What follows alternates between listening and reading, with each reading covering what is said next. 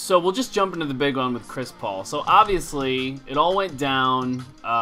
When did it go down? I guess Thursday night. I was walking into dinner at the glorious Olive Garden, and all of a sudden, I walk into the bar, and I see that Chris Paul is traded. My Twitter feed's blowing up. And then we had dinner, and then we went to get drinks at another bar, and he wasn't traded anymore. So, obviously, some crazy stuff is going on here. So, it was Paul to the Lakers, and Lamar Odom was going to go to the Hornets, and Pau Gasol to the Rockets. So, except for Lamar Odom, all the rest of the Hornets' new players were going to come from Houston. Luis Scola, Kevin Martin, and Dragic. And so, now it's nothing, but I'm hearing that they're restructuring it now. So, let's just talk originally. What were your original thoughts on this trade as it came out? Do you think that this is favorable for everybody involved, or did you think that it was? Not for the Hornets. Yeah. I think a lot of that is because I'm not as high on Lamar Odom at this point, and I'm a big believer in players from a psychological standpoint wanting to be in a particular place. And if you read any of what Odom had to say around that trade, he did not want to leave Los Angeles, and maybe some of that has to do with having a wife in the entertainment business and loving the life out there. But I think he leaves Los Angeles, and it's a different story. Chris Paul might be the best point guard in the NBA. Some people say he is. He's definitely one of the top 2 or 3 point guards. Getting a player like that's huge, but at what expense? Pau Gasol is still one of the best centers in the NBA, and for people that think that he's done, I think that's really underestimating the player that he is. I still think he has at least 3 very solid years left in him. Overall, I think that the Hornets lose by losing one of the very best point guards and a guy who is a pass-first point guard. It seems to me that the winners might really be the Rockets at the end of the day if that trade were to go through in pretty similar details to what it originally was. Because they would have just gotten Pau, right? Kevin Martin, I think, was going to the Hornets. Very solid player, but not a great defender. And Martin's a big time scorer, and you need those in the league. But at the end of the day, defense always wins in the NBA. Gasol, not particularly known as being a real defensive stopper, but he's still 7 feet, still takes up a lot of space there in the paint. Obviously, Mike Brown, obviously the Lakers just don't see him in their plans right now. And that is the part about this trade that I continue to dwell on that surprises me the most is I believe he's still in his prime. I don't think that this is someone who is now past his peak. And I know we'll touch a little bit later on the Spurs. And as much as I hate to say it, a guy who probably is past his peak at this point is Tim Duncan. I don't think Gasol is at that point yet.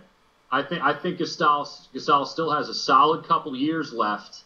And again, he may not be known as a defensive stopper, but anytime you're about to trade one of the best big men in the NBA, you better be quite confident that what you're getting back, obviously Paul's very good, but is he going to be able to help them sustain that level of where they want to be at, which is obviously contending for a championship?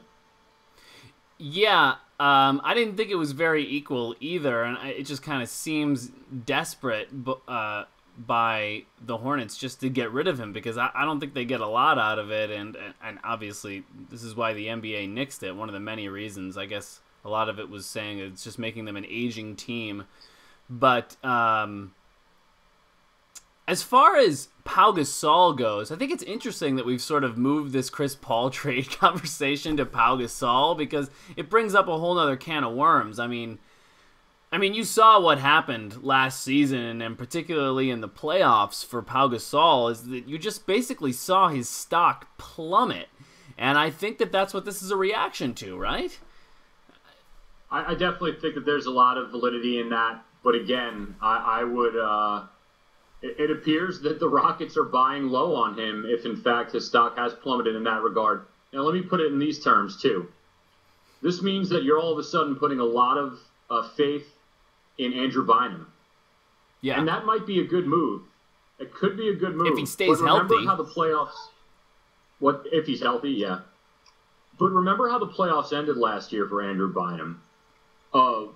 I think in the words of one of the players, I can't remember who now, a Bush League foul on Berea to basically bow them out and get them swept out of the playoffs. This is a guy who's still a pretty young player. He's now been in the league a couple years, but I wonder about his attitude, and I wonder about his health. Anytime you're going to go trade one of the best big men in the league, you better be sure that the guy that you have taking his place is ready to. And I'll be honest with you. I know I'm very high on Pau Gasol, maybe too high, some people would say, but I'm not sure that Andrew Bynum is the guy right now that's going to be anchoring your front court to help you win a championship. I'll put it that way. Yeah, I mean, you make a very good point, and, we'll get in future shows, and we'll be here once a week, by the way, until the season starts, and then we'll ramp it up a little bit. But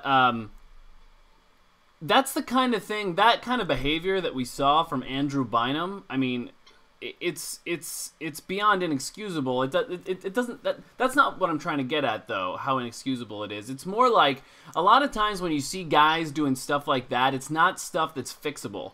Not to bring other sports into it, but a lot of people are saying the same kind of things like in the NFL with players like Deshaun Jackson and Ndamukong Suh, guys that you feel like just keep doing it over and over and over, no matter how much they say that they're over it, because it's just kind of built into them. It's part of who they are, and if you want me, you take this.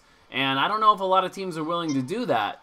But if the Lakers do trade away Pau Gasol, and it's starting to look like they're going to, because I think this trade is going to go through today. There's a new package submitted to the NBA for this thing to happen or not, as of this afternoon.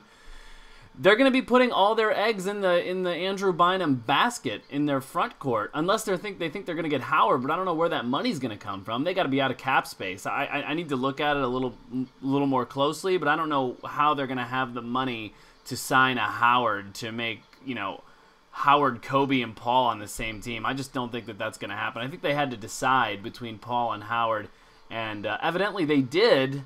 So I guess we'll see how that plays out. But you're right about Andrew Bynum for sure.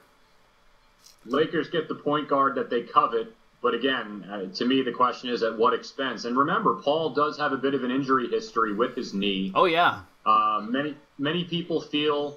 I think the general consensus right now around many people who follow the league is that Chris Paul is the best point guard in the NBA when he's healthy. Mm-hmm. But anytime you have to caveat what you're saying with when he's healthy, really it leaves a lot of question marks.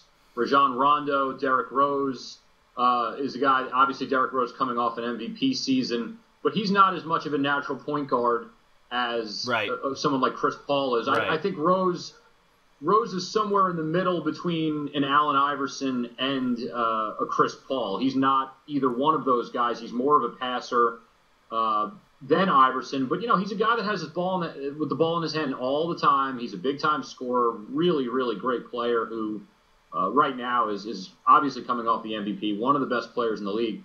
But I think the general consensus is that when teams are looking to build a championship and they want a point guard who is a little bit more of a pass-first guy, Paul is that guy, but boy, you get Chris Paul, and then you have Andrew Bynum. You have two guys who have had a somewhat checkered injury history. It's a bit of a roll of the dice for the Lakers, I think a bit more than people are willing to come right out and say right now. So we'll see how that plays out. I think that this is something that we're going to know more about as early as this evening or tomorrow morning.